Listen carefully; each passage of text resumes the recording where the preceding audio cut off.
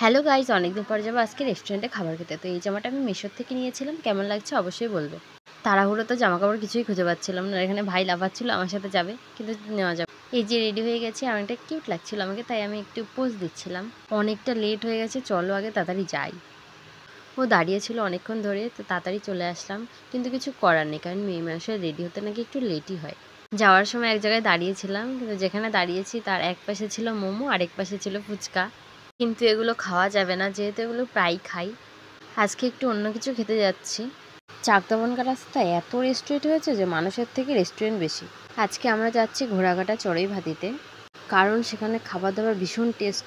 এই যে চলে এসেছি আমরা, কিন্তু আজকে অনেকটা ভিড় কম ছিল। এখানে অনেক সুন্দর গাছ ছিল, আর এই সাইড দিয়ে একটা ব্যানার টাঙানো ছিল চড়ুইভাতির, মনে হয় ঝড়ে উড়িয়ে নিয়ে চলে গেছে। প্রচুর খিদে পেয়েছে, চলো আগে তাড়াতাড়ি যাই ভেতরে। এই ছোট ছোট ঘরগুলো কেন দেয় আদৌ জানি না, মনে হয় ক্যাপাসিটির জন্য।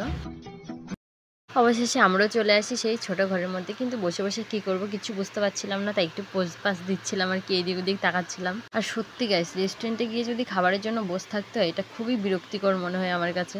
কিন্তু কিছু বলতে পারবো না, কারে কইমু এই কষ্টের কথা। অবশেষে আমাদের খাবার দাবার চলে এসেছে। অর্ডার করেছিলাম বিরিয়ানি, তান্দুরি রুটি আর চিলি চিকেন। গাইস, বিরিয়ানিটা যখন আমাকে দিচ্ছিল, বিরিয়ানির গ্রানটা চারিদিক পুরো মোমো করছিল। গাইস, যতদিন আমি বিরিয়ানি খেয়েছি কোনোদিন আমি 1 প্লেট বিরিয়ানি পুরো শেষ করতে পারিনি। তার জন্যই মনে হয় এরকম পাটকাঠির মতো বডি আমার। এই বিরিয়ানি তো প্রত্যেকেরই পছন্দের একটা খাবার। আমার বিরিয়ানি পেলে আর কিছুই লাগে না, এক কথায় বিরিয়ানি লাভার আমি। গাইস, বিরিয়ানিটা এত টেস্টি ছিল যে জাস্ট ওয়াও লেগেছে আমার কাছে। সেই বলে না সবাই যে এ স্বাদের ভাগ হবে না, এরকম একটা অবস্থা আর কি। আমি যখন ভিডিও করছিলাম পাশ থেকে হাসছিল, তাই আমি একটু ওর ভিডিও করে নিয়েছিলাম। এখানে আমার খাওয়া হয়ে গেছিলো, তাও ওর খাওয়া হয়নি। তারপর আমি ওকে বলছিলাম যে মেয়েরা সব দিক থেকে লেট থাকে না, খাওয়া দাওয়ার থেকে তো একদমই না।